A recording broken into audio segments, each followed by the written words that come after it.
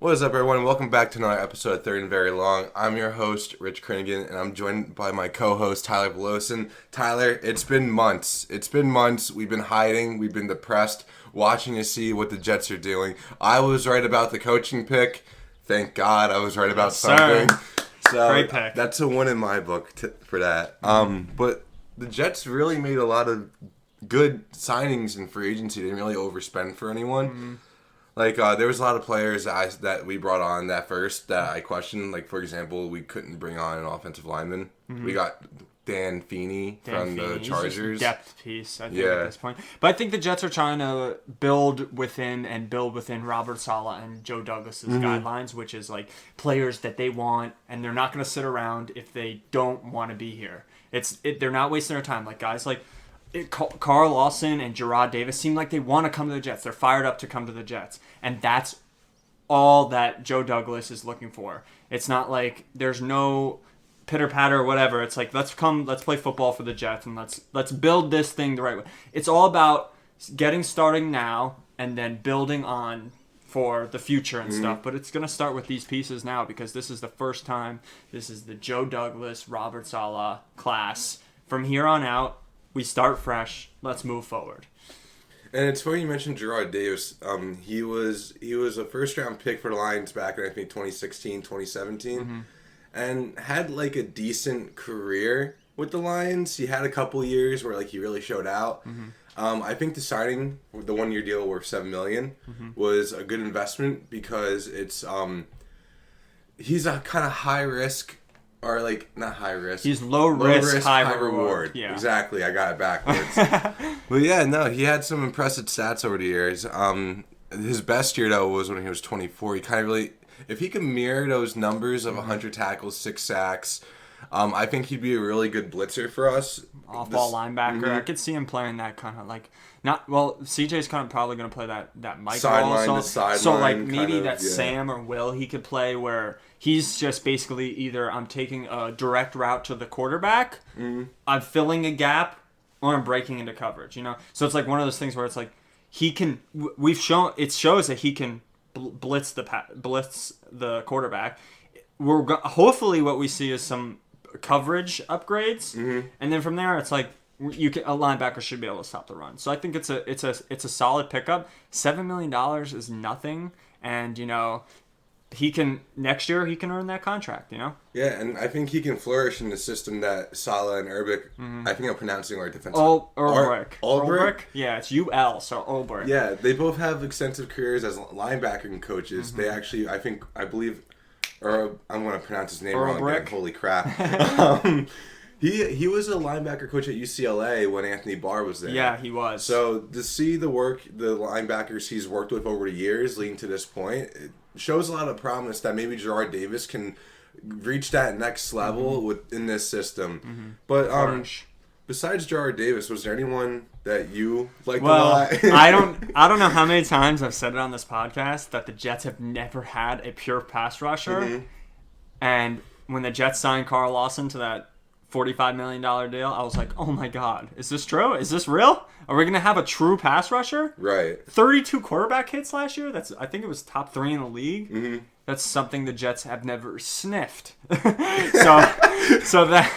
It's incredible that this guy automatically becomes that piece on the defense that's going to create havoc. And he was in the Cincinnati last year, where he was literally the only piece there, and he was still creating havoc. Now he's going to have Big Quinnen, he's going to have John Franklin Myers, he's going to have Sheldon Rankins, he has all these guys now that are just going to help him and create more one-on-one blocking schemes. I want to pronounce another name wrong, but he also has Fatukusi. Yes, Foley. I think he's going to accelerate too in this new defensive scheme. I really like him a lot. He still has some like miles left to put on him. He's again still like mid-20s. I think he's like 26, 27. I think he's even younger. But he's one of those guys that, since we're going to switch to that 4-3, he's going to be able to play that other defensive tackle next to Quinnen. So it's going to be like Quinnen can do what he can do, pass rush. Foley's really, really the run stuffer, create havoc in the middle. So having both of them in the middle is going to be like crazy. And then you have like Lawson on the outside and whoever else we bring in on the outside. I honestly think if we kept Franklin Myers, he's really fucking young. He is young. He's elite. He showed that he was like.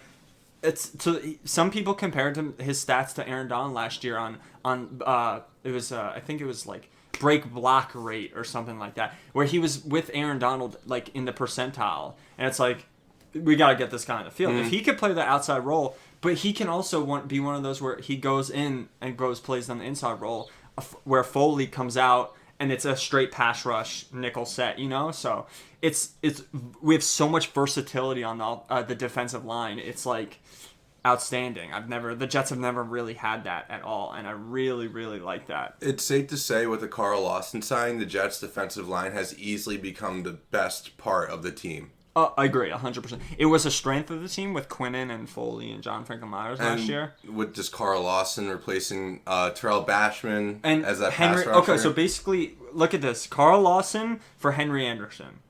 I would take that. I take that 1,000 out of 1,000 times. No offense to Henry Anderson. No. He had a solid year.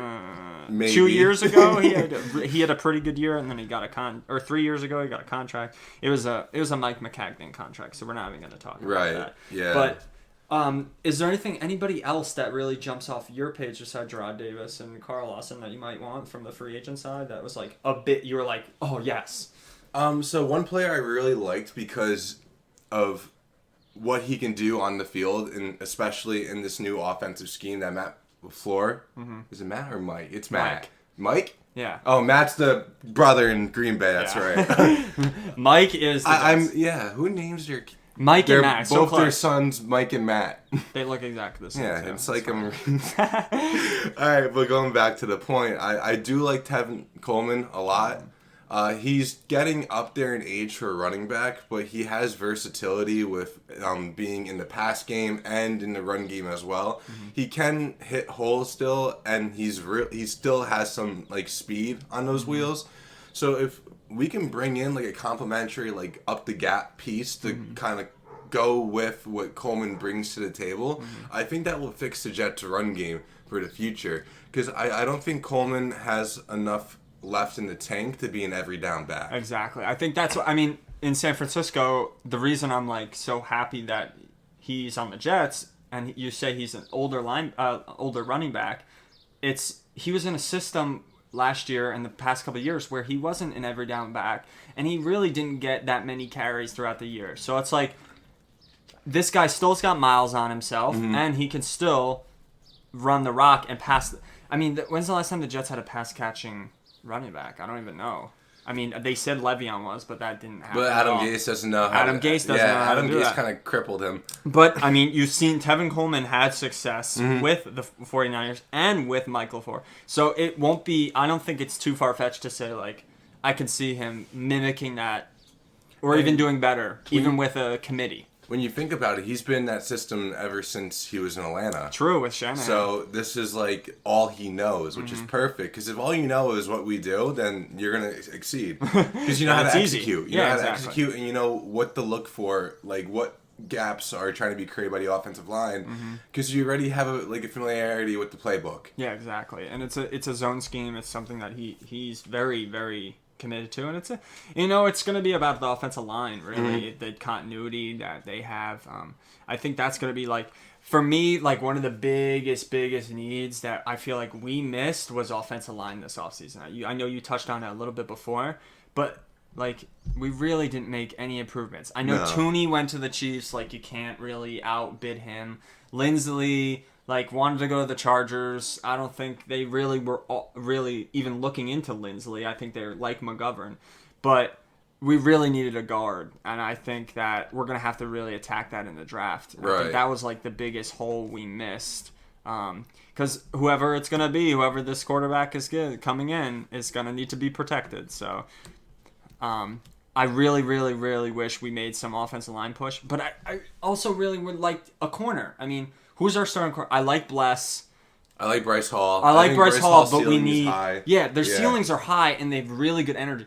But they're not there yet. Exactly. This year, they could prove that they're there, but they're not there yet. We need, I feel like, a veteran corner, and a veteran offensive lineman we missed. And I think of the people still out there, there's not many good offensive guards left. So I think our best option right now for free agency is Steven Nelson, the corner from the Steelers. I think he's 28. He's not. I don't think he's going to be asking for too much money, and he's one of those guys who has been solid. Like the Steelers defense has been top 3 for the past whatever years. Like he's been a part of that. So I think a guy like that we need to bring in. Even if we bring back Brian Poole, he doesn't mind New York. Like he knows Joe Douglas. Like we need a corner in that room. But for me, it's an outside guy, and it's Steven Nelson. Do you have any I know offensive linemen we missed and blah blah blah. But any players that you think are still out there that we could get? I am. I was happy the Jets addressed wide receiver in free agency. I think Corey Davis was a good pickup. True. I know you were a big fan of Corey Davis. It's a 6'3", big-bodied receiver. You know, like to pair him with Mims. Like what do you need? It's 6'3", and then Mims is what, 6'4"? Yeah. So 6'3", 6'4", and then you got little Crowder running around. That's ideal. That's an ideal receiving core. That's like literally how you draw it up. You're like big body, a little bit smaller body, and then slot shifty guy. That's like the prototype offense. Yeah, and last year he really stride in the play action plays for Tennessee. And I feel like last year he finally reached his potential that he was considered when he was a top 5 pick when he came out of college. Where's that? Where is he? Western Michigan? Yeah, he was at Western Michigan. But I mean, he's like one of those guys where he was like top 5 in every category for contested catches. Like that's what you need, a guy that's going to go up. Remember, 6'3", big body, and he's going to be able to teach Mims. This is what you got to do. High ball, get the ball at your highest point. You got to do this with your body. I'm sure there's technique for doing all this stuff, and Corey Davis is going to teach Mims, and that's only bringing us up higher. And another thing I liked about Corey Davis's backstory that not many people touch up on was his late brother, actually played for the Jets. Really? So he has ties to that. I believe so. Okay, I believe I read an article on it that Corey Davis's brother used to play for the Jets. Okay, cool. I don't know how far he made it. But he is familiar with the Johnsons. Yeah, it hits home. It hits home a little bit. So, I mean... Also, he fits that play-action RPO offense that LaFleur is going to bring to the table. He's a LaFleur, genie, and it's that's the type of person LaFleur really wants, you know? Yeah, like how Deebo Samuel was. Exactly. But I think the thing about the difference between Deebo and Corey Davis is, Corey Davis is a lot faster. Corey Davis is a lot faster, but Corey Davis can be your 1 or your 2. Like, Deebo is a slot... 2 guy, he's not really number 1 receiver. Corey Davis, we could put him on the number 1 corner, and he's going to make plays, you know? So, I think he's going to be, that huge piece. I don't know if we're going to see... I think Crowder is going to kind of play that Deebo Samuel role to a degree, because Crowder can throw the ball, Crowder can come in motion, Crowder can... At the end of the day... And he's been doing that with Adam Gase, too. So now he's doing it with a more, scheme-fit system for all these type of, trick plays and wraparounds for wide receivers. So I feel like this is a good year for Crowder because he's in another system that he can accelerate in. Even though we're paying him $10 million. I know. At the end of the day, $10 million, he unless he gets hurt this year, knock on wood, he's durable. He wants to play. He was our leading receiver last year. The money is kind of, you say, put your money where your mouth is. He kind of shows, he's one of those upstanding guys that, it's worth it to keep him on for $10 million, not cut him or make him feel unwanted or something. Because a lot of people this offseason were like, oh, maybe we should cut Crowder, save the $10.5 million, blah, blah, blah. No, keep him on. If you don't get anybody better or for cheaper, then keep him on. He's a great piece. He likes it here, which is... hard to find, especially with going through Adam Gase and all that. He still likes it here, and he wants to play football. And I'm sure Crowder's one of those guys that's great for a new quarterback because he's always doing a crossing route in the middle, dump it off. Safety net.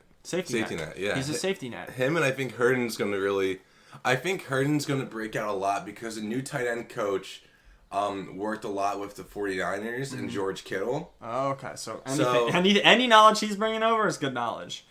Yeah, and you've seen what George Kittle has done since 2017. He's the second leading tight end in receiving yards. And that's only because Travis Kelce is the other tight end. Offense. Yeah. I think I know I feel like we said this the past 3 years, but I think Herndon can take a step. You know, with this coaching staff, I think it'll be more like pedal to the metal. Like I feel like when Adam Gase was the coach, like people were like, I don't know, didn't take it as seriously. You know, like Herndon made drops. I'm not sure that Gase yelled at him at all for drops. You know, like I'm not sure there was discipline for drop. I'm not sure there was really much of anything. You know. With Adam Gase. So, I don't know. I think with Robert Saleh, it seems like he's just like, he says all gas, no brakes. Like, right. It's business, and that's how Joe Douglas works. It's business. Everything's business. You hear him in an interview, and he's like, this is business, blah, blah, blah. Like, he's like down, he's talking, like he's not really, this is business to him. Football is business, and he knows what it is about. He's going to let the coaches coach. He brought in the coach to coach. He knows that they share the same vision. And now he's going to let them go and bring in the guys he thinks are complete football players, and that's it. In his mind. Not what Mike Tomlin thinks about this guy. It's what he thinks about this guy and his work ethic. And he's not going to be swayed either way. You know? And it's exciting because the draft is coming up. And this is his specialty. This is Joe Douglas's specialty. Right. He had a great draft. He had a great draft. He learned from Ozzie Newsome, and you know who Ozzie Newsome drafted, so it's not like that's definitely great. His resume definitely speaks for himself. And then he was in Philadelphia when Philadelphia drafted all like Fletcher Cox, all these Lane guys. Johnson. Yeah, all these guys were products of partially. I mean, I'm not going to go ahead and say like, oh, it's just Joe Douglas, but a lot of it had to do with Joe Douglas's player personnel and development and looking to see how they do it. So I'm very excited about this draft. Right, and there's still time to plug holes, as you were mentioning with how we need to find a corner, and I agree. I think we should find a veteran corner who can come in and teach these guys. I kind of had a different direction of where I wanted to go. I thought maybe a 1-year deal with Richard Sherman, someone who's played in the system the last 3 years and loves Robert Saleh, knows that his prime is coming to an end, but can still play if need be, but can come in and kind of mentor these guys to be those ball-hawking zone corners that fit this system on defense. I agree. It's the thing is like Bless is kind of a man-to-man guy. Bryce, we don't know yet. He seems like he can probably do both, but like they need someone to teach them this system, and I think you're spot on with Richard Sherman. Like, even if he comes in and he's like one of those guys where it's like I think the thing about Richard Sherman is it's going to be a contract situation. Right. It's like I don't know if I want to give him $8 million next year to be a teacher, you know? So I think that's where they're kind of lacking. I don't know if he can come in, he can play, but I don't think you can rely on him, and I think that's what the problem is with Joe Douglas, is with why this guy isn't on our roster so far, because he would totally be on the roster if there was like no hiccup at all, you know. So I think they're a little far off, but you're gonna see Richard Sherman sign probably closer to the season when he finds out that no one else is gonna give him $8 million or $10 million. So I think I really like that pick, and I think, like you said, corner's one of our top needs. He can even do what the Buccaneers been doing, this like buying all these veteran free agents for like low prices. Because we, by the way, Julian Edelman retired yesterday. Yeah. He announced it. Kind of relieved that he's no longer going to be playing the Jets anymore. Yeah, true. Because he kind of torched us for like 800 yards and 4 touchdowns and like. Yeah, I saw that stat. He was like incredible against the Jets in like 16 games. He was like. And he was a 6th-round draft pick. I think he was like selected 220 something. Whatever. He's Kent State, man. He was a quarterback. Sayonara to Julian Edelman. Thank God you're gone. Yeah, maybe. Who knows? Maybe it's like what Gronk did. True. But I don't know. Edelman came out at the beginning of the season, was like, or not the beginning of off season, was like, yeah, my knee's not good. And he's been saying like his knee has not been good, and there was a report that he'll play this season, but it's gonna be a limited role, and it's like, that's too much, and he failed a physical, and then he just called it quits. So Right. it's tough, but I mean they're gonna need to be the Patriots are gonna need to be making moves in this upcoming draft. They've been making moves. Yeah, they this have. offseason. Well, of course, they signed every freaking top Everybody. 100 free agent on Signed- CBS's website. Every tight end went Yeah. to the Patriots. If you were a tight end in this year's free agency, besides Tyler Kroft, you are Dan Arnold. Yeah. You were going to New England. Just lock your going in. Yeah. I mean, I'm excited for the draft. Are you excited for the draft? I can't wait. We finally got our answers with the Darnold trade. Finally. Finally.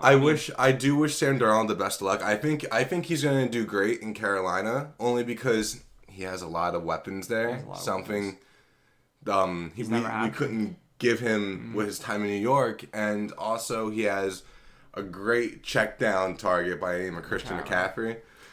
I like it, but I mean, I've been talking so much about Sam Darnold for the past 4 years, and I think it's time for me to stop talking about Sam Darnold and have him show me.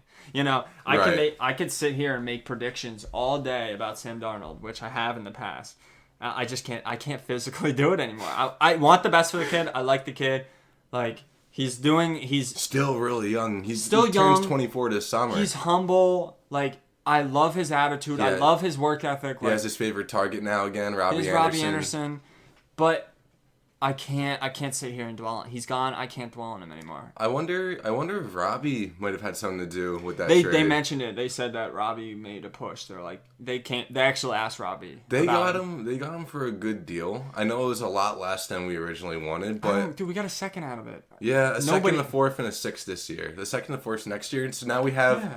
Now we have like 2 firsts, 2 seconds, and a third next year instead of 2 thirds. Yeah. We're loaded with picks, and I think it's a good thing for everybody. It's just it's one of those deals where it's like everybody's cool. No one got fleeced. I mean, it could come down the road that the Jets got fleeced or the Panthers got fleeced because Sam could be terrible this year. You never know. I think that if Sam manages to bring Carolina to 9-7 or better. There's a possibility we got fleeced. Yeah. But we got to see because a big reason why we got what we did for him was because of Josh Rosen trade the Cardinals made at the Dolphins 2 years ago. But we waited. That was the problem. Yeah. The Bears were calling, the football team was calling, and Joe was like, no, I got to see all these pro days before I make a decision. And then all of a sudden, his want and need gets lower, and now Carolina's the only team that wants him. So guess what? You settle with what you can. And I'm sure Carolina was on the phone and was like, this is it. This is my last deal.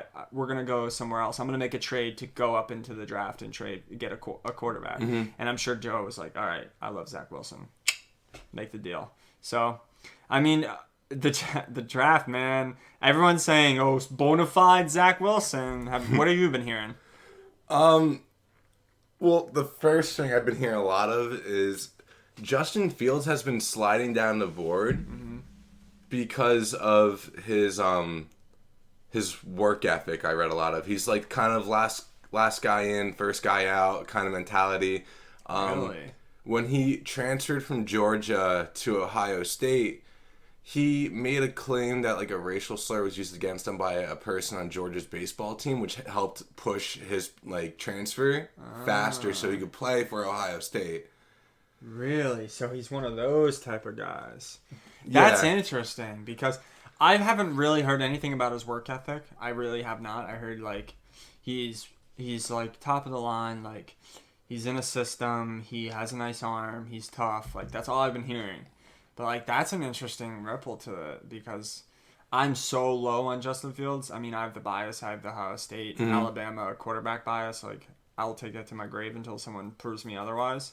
But I don't know. I think that, like, once you get past the Jets, like, I think we can both agree, like, the Jets are probably going to take Zach Wilson. Right. So once you get past that, the 49ers traded up for Mac Jones, for Justin Fields. I hope. For 49ers fans' sake, I hope it's not Mac Jones. But, I mean, we can easily get into that because I know today we have planned our mock draft. Third and very long's first round mock draft. Yep. Gonna be great. We decided I'm gonna do all the odd picks, so 1 to 31. Mm-hmm. You're doing all the even 2 to 32. Yep. And yeah, it's gonna be interesting. It's gonna it's gotta deal with us because we have big boards in front of us. We got big boards. We got people. I'm calling GMs. I'm calling agents. No, I'm just kidding. But I think we should get this going. I think with that, the Jaguars are on the clock. So, obviously, as Jacksonville Jaguars' new GM, I'm bringing in the best prospect since Andrew Luck, Trevor Lawrence. T-Law. Guy 6'6", has an arm of a god, has been dealing with the spotlight ever since he was in high school. Arm of a god. I love it. We know that the draft starts at the 3rd picks, and we know Trevor Lawrence is sold number 1. Everyone has stopped talking about him. Have you noticed that? I know he's dead. He literally is. He doesn't exist. No, not at all. He doesn't exist. You can look everywhere, and he doesn't exist. I know, it's crazy. They literally forgot about it. The other day, I was like, what if Urban Meyer just did a switcheroo and took Justin Fields? I was like, oh, okay. And then someone was like, I think he would go to jail. I think Saad Khan would put him in jail if he did that. And I was like, honestly, I don't blame you. So, I mean, I like that. I mean, that's certified. That was kind of certified. And I think with the number 2 pick, I think I am going to go ahead and say the Jets are going to take your boy, Zach Wilson. I think it's solidified. I think at this point, I like his arm. His pro day was great. I like his attitude. The crossbody throw, 60 yards down the field on a dime with his body going the other way. With no effort. That's the thing. It's no effort. Mm-hmm. I sit there and I watch Justin Fields' pro day. Every time he throws the ball, it's like, you hear it. It's like a tennis oomph. That's how Josh Allen was at college, too. But Josh Allen's 6'5". Justin Fields is 6'1". Right. Josh Allen just had to get stronger, just had to become his way. Justin Fields... Every time he threw the ball, I was listen closely. And I was like, I hear him, oomph. Zach Wilson was just slinging it. Easy money every time. I'm sitting here, I'm like, wow. This really is proving me that Zach Wilson has the arm. And you know what? I go to this thing, I think, BYU. I think, he's super religious. He's Mormon, right? Mm-hmm. So I think, for me, that plays a good part in it. He is very... attached to his ways and stuff. It's not bad ways or anything like that, but he's committed, and that shows that he could be committed to us. And maybe it's not the right analogy about being committed to religion, committed to football, but Steve Young did it. It's funny because you hear Steve Young talk about it. His wife does not care about football at all. His wife is religious. They're a super religious family. His family's super. They support him, but they really don't care about football. Now, that's not bad, but it showed Steve Young, the passion, everything was right there with it. I think I see a lot of that in Zach Wilson, and I like that a lot. Yeah, I noticed that when these analysts were breaking down Zach Wilson, a big question mark that came up was, why wasn't he a captain? Mm-hmm. And there was an interview with BYU's head coach where he said, I only make seniors captains. Mm-hmm. And a lot of the seniors wanted Zach to be a captain with them, but he said no. But then a captain got injured, and then he became a captain. Exactly. So that was a load of you know what. So I'm not really buying into that. But no, I think honestly, when you tell me that, that's a sign of respect. That's that he wants the best for his teammates, and that captain role for a senior, someone who's can be potentially is their last year, where he's a junior and he could still come back again. Exactly. So I thought that was good that he really cares about his teammates there. Wall Street Wilson coming in at number 2. Like that. All right, so the 49ers. This is where it gets tricky. I have a lot of people I know are saying Mac Jones. I have a lot of people that are saying freaking Justin Fields. Yeah, and I texted you today and I debated you. So I told you that I was going Justin Fields. I lied to throw you off. I'm not going Mac Jones either. The player I'm selecting here is Trey Lance. Okay, Trey Lance. Trey Lance has a lot of potential. But the only thing with him, he's a really big boomer bust. Mm-hmm. However, the 49ers aren't rushed to get a quarterback in there immediately. They still have Jimmy G.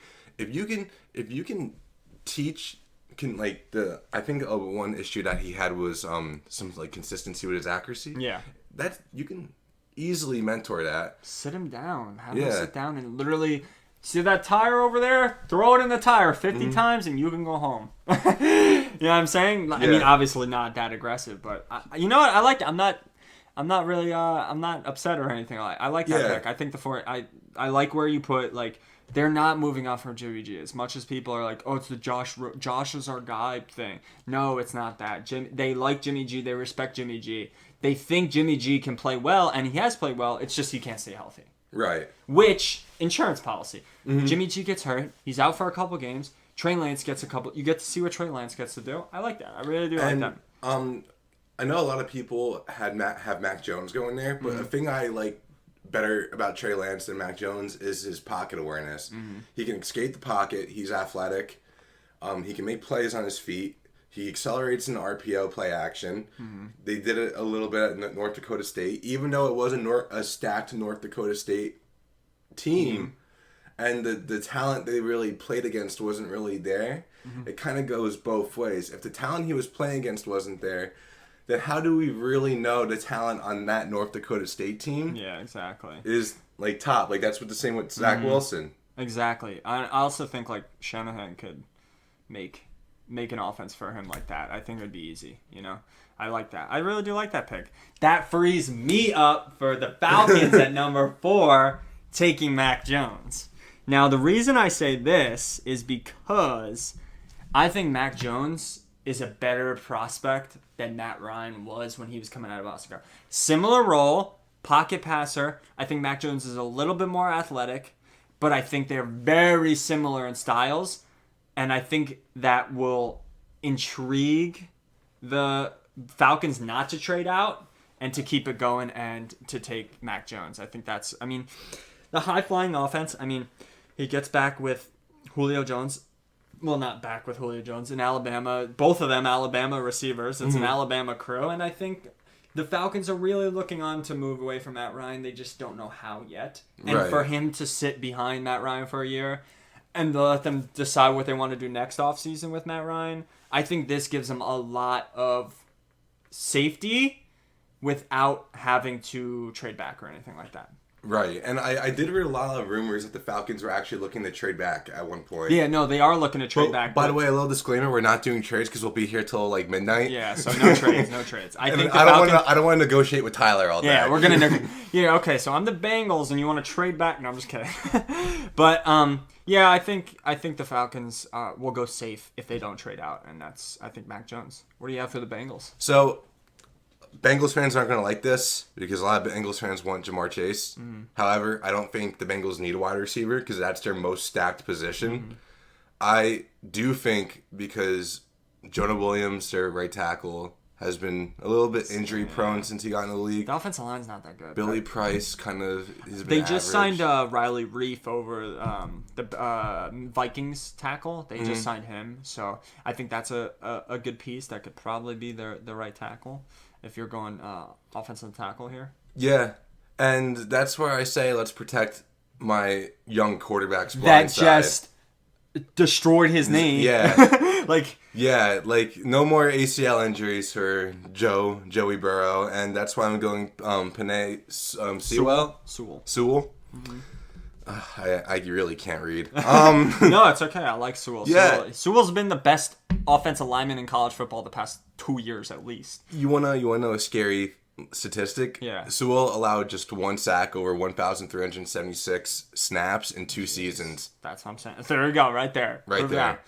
So, I mean, he's been the specimen. His pro day showed that he was still a specimen. So, I really like that. I think the Bengals would be ridiculous not to help out their quarterback. I know people are saying Pitts is this amazing talent. Jamar Chase is his boy from college. Protect the kid. Right. Do everything you can to protect the kid. And if it's not Sewell, if say the Falcons trade out, Sewell go, you get Slater. You know, you got to protect the kid, especially coming off total knee reconstruction, you know? Mm-hmm. He's not as mobile. Well, I mean, he'll be mobile, but he won't be as frantic to get out of the pocket and stuff. Protect the kid. Exactly.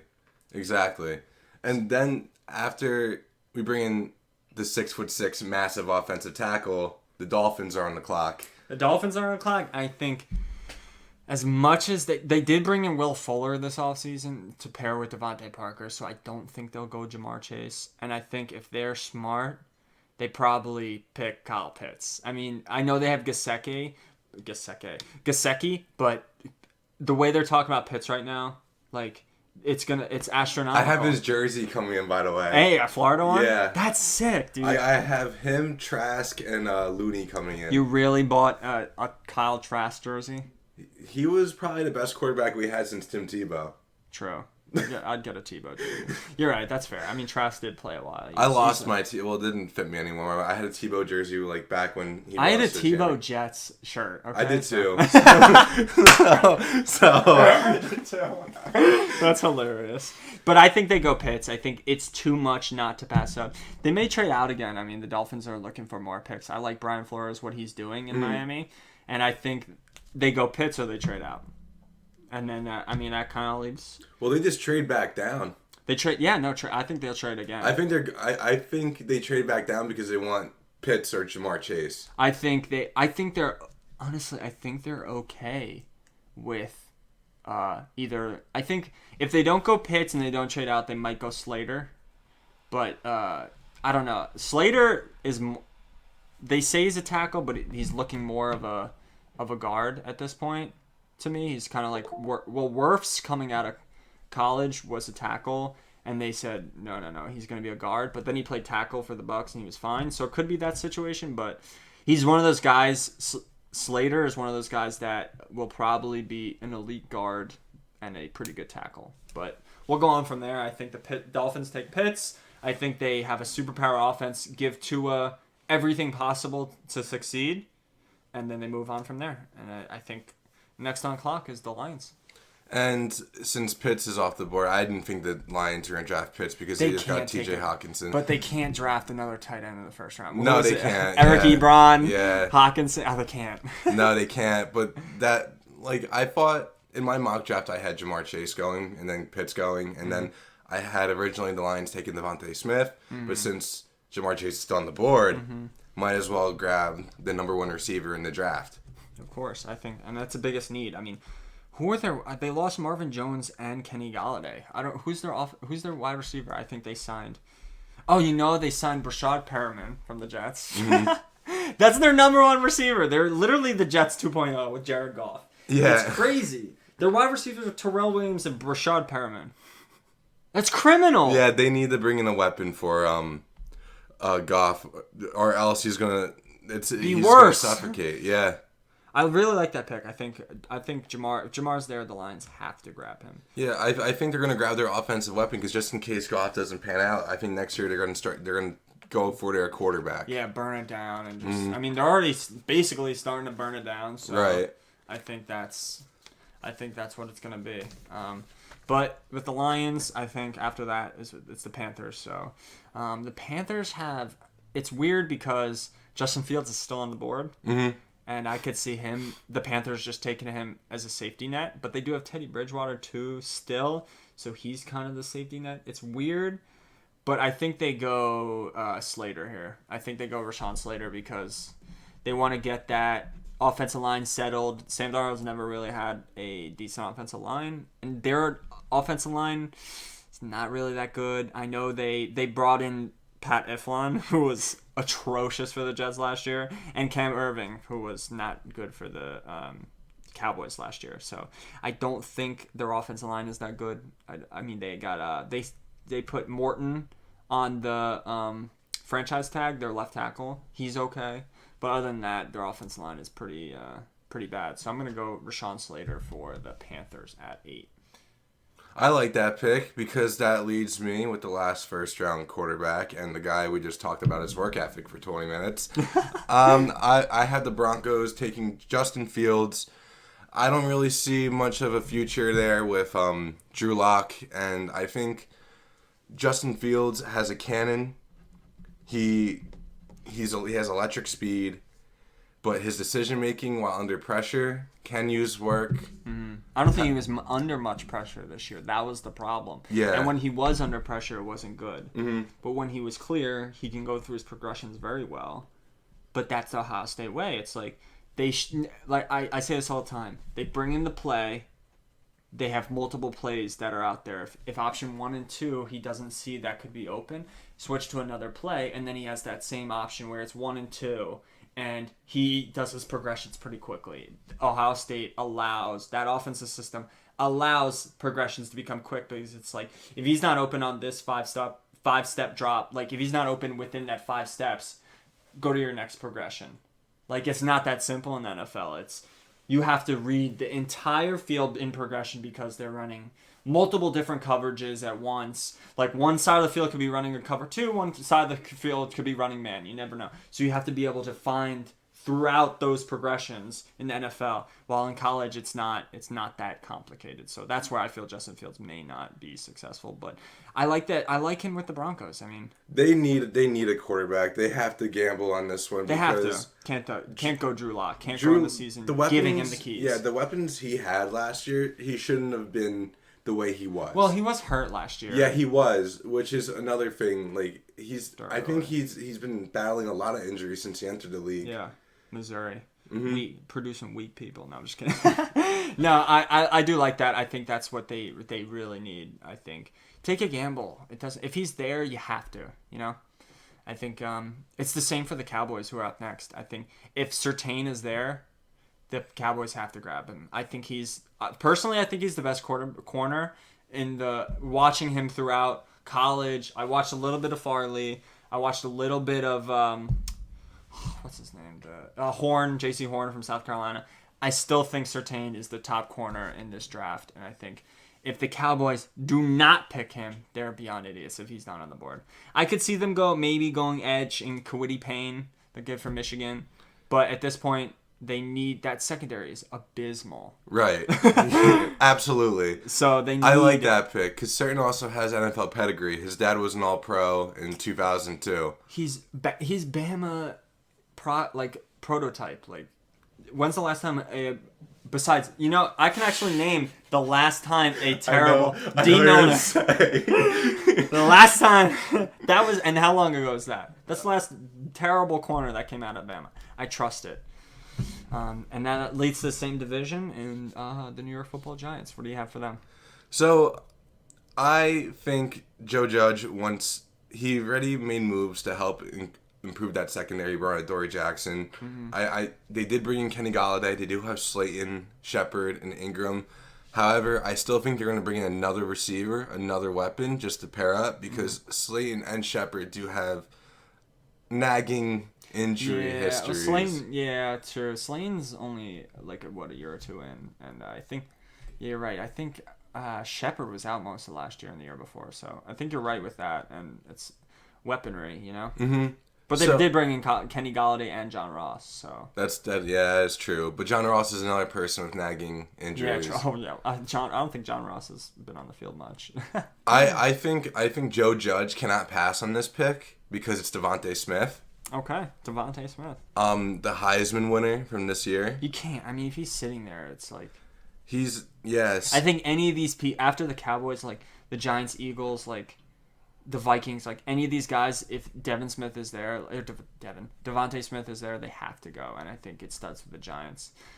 And I like that pick. I think you give Daniel Jones everything possible to figure out if he's the quarterback of the future. Because if you give him Devontae Smith, Kenny Golladay, Sterling Shepard, Slayton, like Evan Ingram gets his head out of his ass, like it's potentially like a high-powered offense. And you saw like in the Tampa Bay game last year, you're like, Daniel Jones, what the hell? Like, you know what I mean? So it's like, he has those moments. His feet when he's scrambling. He has those moments. So I like it. I really do like that pick.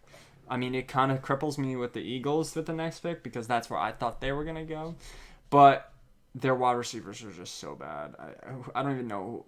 Alshon got cut. So I don't even know who they're what are they going to run with Fulgham and stuff? I think they go Waddle. I think they have to go Waddle. I think there's no option but to go Waddle.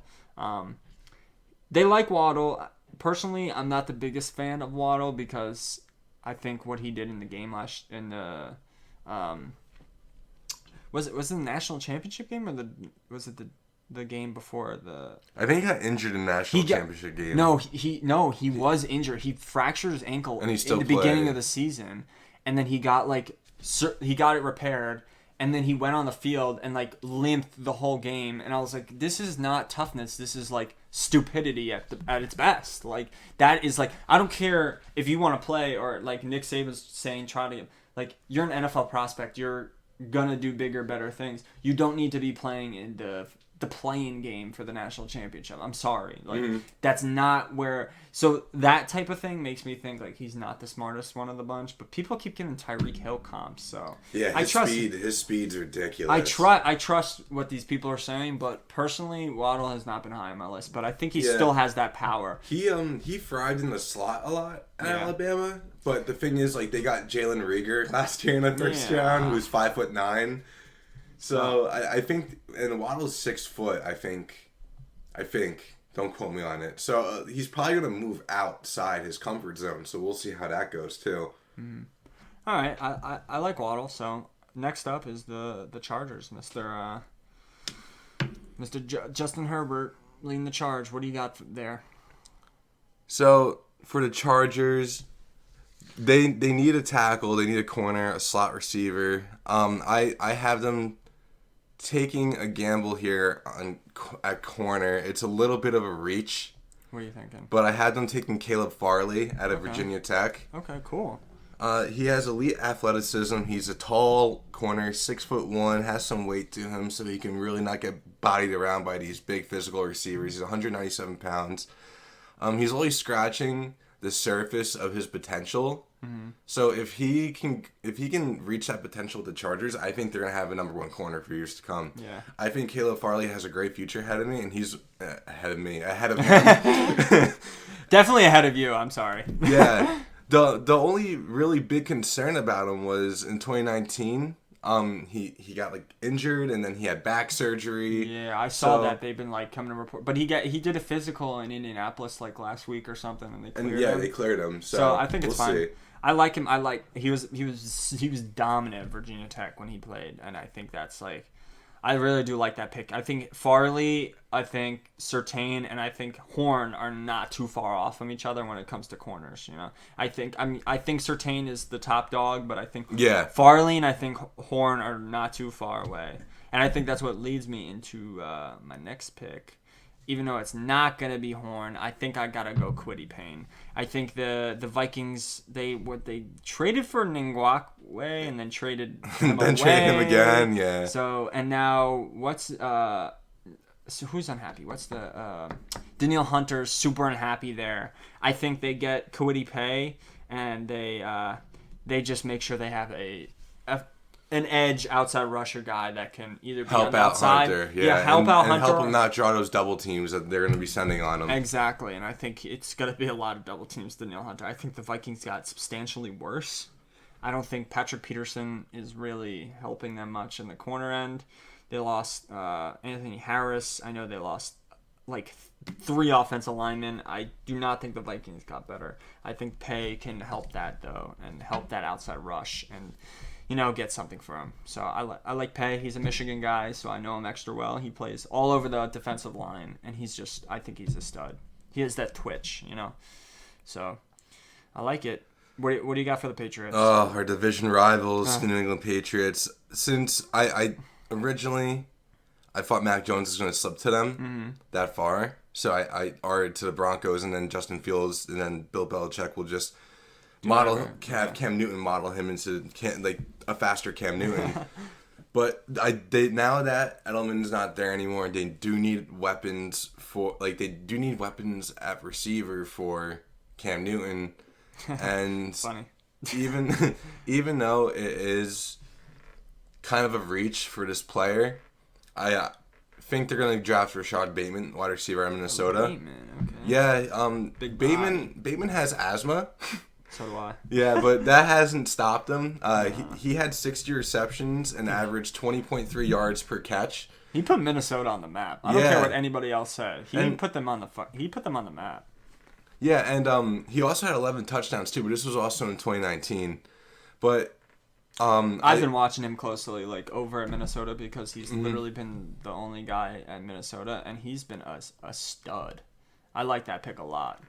I think maybe it's a little bit early, but I think if that if it comes down to like this, I mean, I don't see the Patriots. Maybe Horn, but I don't see Bill drafting a corner that early. I don't know. No, because he has a history of drafting corners late and turning them into like Malcolm Butler, Logan Ryan. Yeah. So I don't think he's gonna.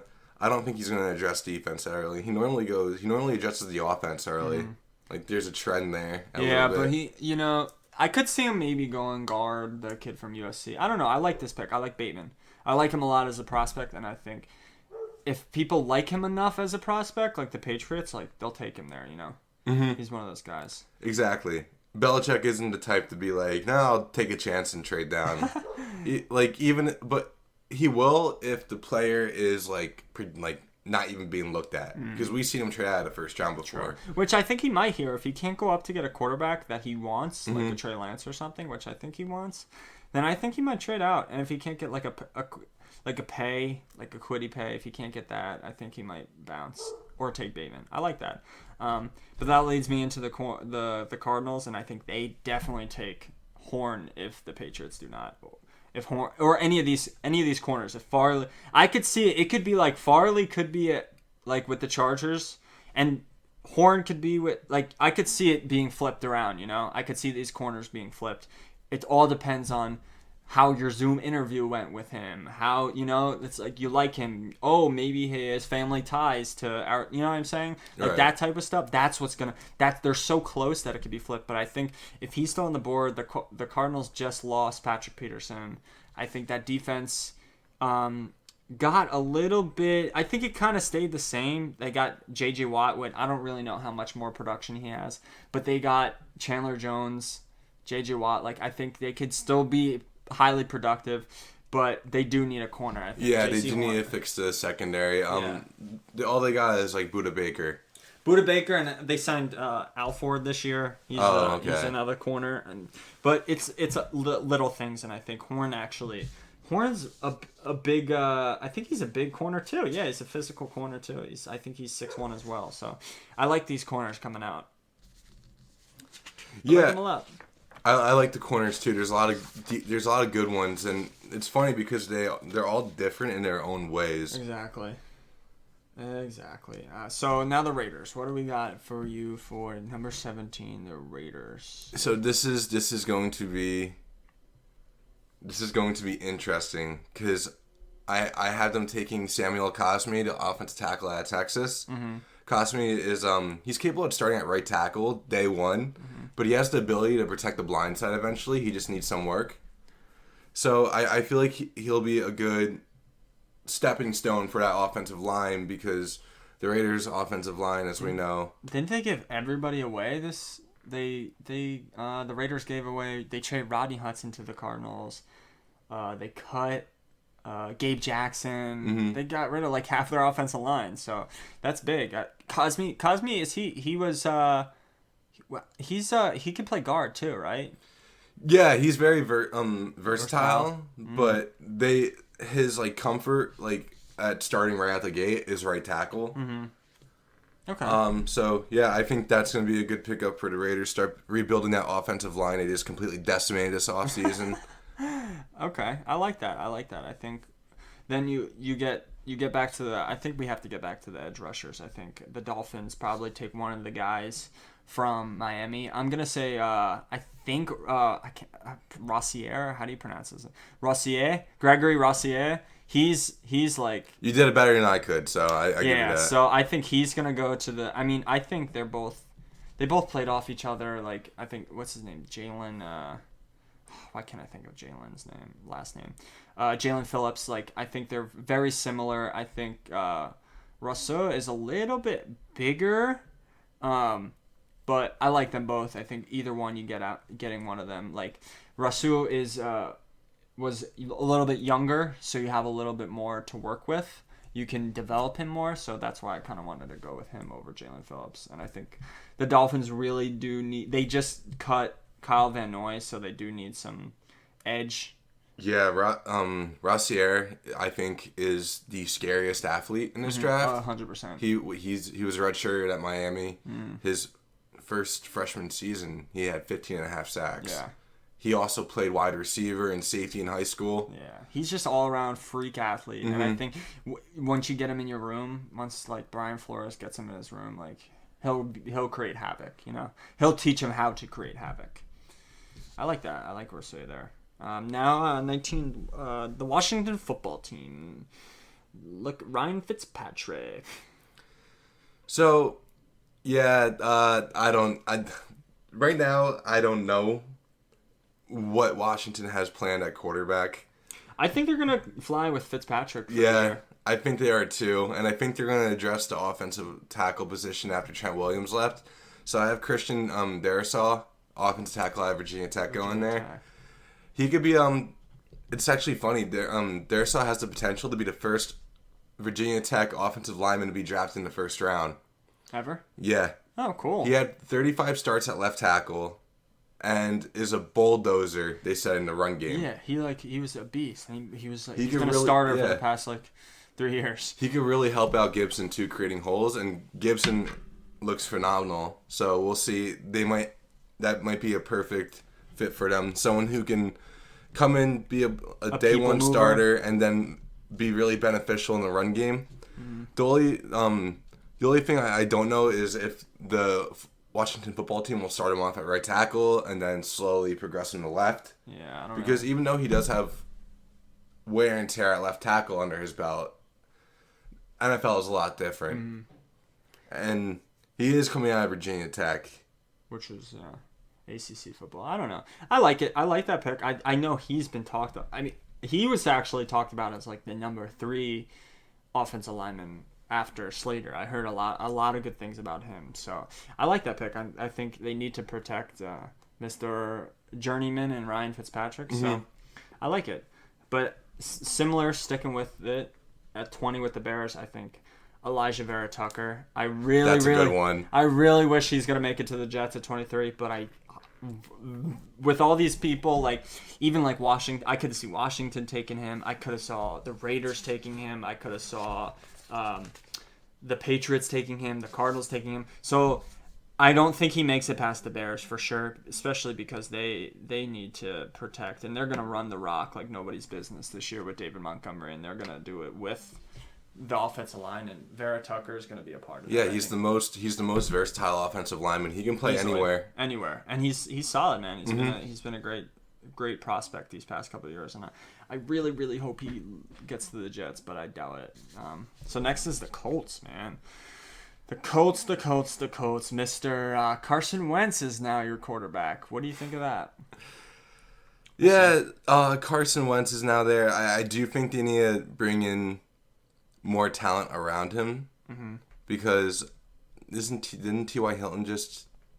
No, he's re-signed. He's re-signed? Yeah, he re-signed for a small... T.Y. Hilton does not ever scare me, ever. Ever in my entire life. And I think the Colts will address offensive tackle maybe in the second round, because I have Little, the offensive tackle out of Stanford, falling to them in the second round. So I think they're going to go wide receiver here, because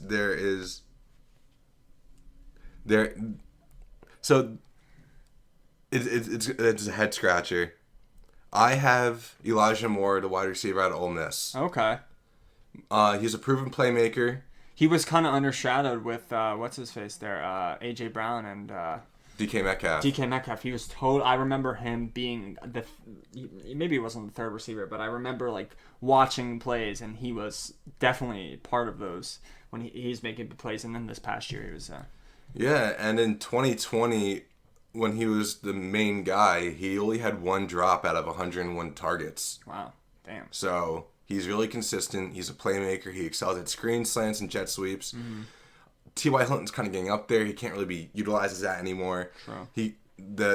He's had injuries before. He's been in the league for a while. Bringing a new guy who can take that role off T.Y. Hilton and have T.Y. Hilton just be, stretching the field. Exactly. I like that, stretching the field, just being that second guy that just goes on. I think what's his face is going to have a step up this year. Pittman. I think he's going to take a step up for the Colts with Carson Wentz. But that leads us to the Titans. I think the Titans, they lost Adoree Jackson. They lost Desmond King. I think Another guy that I would hope the Jets could get dropped, is Newsome. I think Greg Newsome out of Northwestern was a solid corner. I think he might fall, and I think that the Titans are definitely gonna be looking at him because they did lose two of their key corners this year to free agency. I'm very mad at you because I was hoping he would be there next round. Unfortunately, I can't let you have that because I'm currently the GM of the Tennessee Titans, and I will do what is the very best for the Tennessee Titans, okay? Mm-hmm. I understand that. So now, well, I mean... I love Newsome. Yeah, I love Newsome. I think he's been really solid at Northwestern. I mean, he's made Pat Fitzgerald make his money these past couple of years because he's been so solid. So I guess we'll see. I mean, I like what the Titans are doing. I liked what they did with their offseason. Bud Dupree, Danico Autry, who was another guy I wanted for the Jets. Like, they're kind of keeping their thing together. Thank you for giving us Corey Davis. Thank you. But I think they're solid moving forward. I think it's going to be another year of Derrick Henry rushing for 2,000 yards. I also think that. I think Derrick, I don't know, if there's a running back in the league who could break the rushing record for a single season, Eric Dickerson's record, it's Derrick Henry. Okay, now we are on to number 23. Thank you, Jamal Adams. So, this is rough as because you had the second pick. As co-GM of the Jets, there's a lot of places we can go. We can draft a versatile linebacker to kind of play that pass coverage role. Yes. I was looking at Micah Parsons out of Penn State. He's still on the board. He is still on the board. He doesn't really jump at me. No, but there is another linebacker that really jumps at me because he's a do-it-all linebacker. He can play in coverage. He can go on the blitz. He does everything. He played at Tulsa. Xavier Collins. I think the Jets pick up Collins, who was super productive and very versatile when he played at Tulsa. He had 244 tackles and 30 tackles for a loss. He's a stud. Did you see that 90, whatever, it was like 101-yard return for a touchdown interception. It was like the craziest play in college football last year. He just takes it from literally the 1-yard line, takes it like crib on an interception. I'm like, oh my God, he's outrunning running backs and wide receivers. Right, and I would address corner here, but I do think the Jets are going to go second round and get Asante Samuel Jr. So we'll see what they do there, but I mean, he could be taken off the board before the first round's even over if the team reaches. I like Xavier Collins. That's a really good pick. Another athletic linebacker is the kid out of Notre Dame, Owusu Koramoah. I can't pronounce. Sorry about that, but I hope I said it right. I think he's another one of those guys. I think if either one of those is there and not an ideal top corner is not there, that's where you have to go. Or obviously Vera Tucker, offensive lineman, if he's there. So I think that's good. I like that pick. I like that. That brings us. We kind of missed out on Keon O'Neal. We're still kind of looking for that third off-ball linebacker. So I think either Zaven, any of these linebackers in the first round can easily pick it. And if Micah falls, you know. Right. Yeah. Who knows? Maybe he can fall to the second round. Yeah. Right. I don't know. It's have more. I don't know. I wouldn't draft two linebackers back to back though. No. If you, last time I saw a team draft two of the same position, the same round or back to back rounds was when the Panthers drafted Star Lutali and then Quan Short. Yeah, and they were both solid as hell. So. Yeah, they were. They were both really good, plug and play players. Mm-hmm. So I think next is the Steelers at 24. I have them. If they would be so dumb if they didn't take Najee Harris at this position. I think Najee Harris is one of those type of dudes that can just step in an offense and be elite. And I think the Steelers, they need it. Their running back situation has kind of been atrocious. Yeah. James Conner just actually signed with the Cardinals today. Right. But he wasn't much anything. He can't stay on the field. I think Najee is one of those guys that we don't need to take the Steelers over the top because they're already doing well. Mm-hmm. He's going to help Big Ben. It's nobody's business. That's going to be the biggest help out of everybody. Yeah, I could definitely see the Steelers taking a running back. I I don't know why, but I see Travis Etienne in there a little like more of a pass catching role because I think he is better at being a pass catcher than Najee Harris. Najee Harris kind of his run style just reminds me of like downhill. Like I want to run it at your face and there's nothing you're gonna do about it because I'm a mean motherfucker.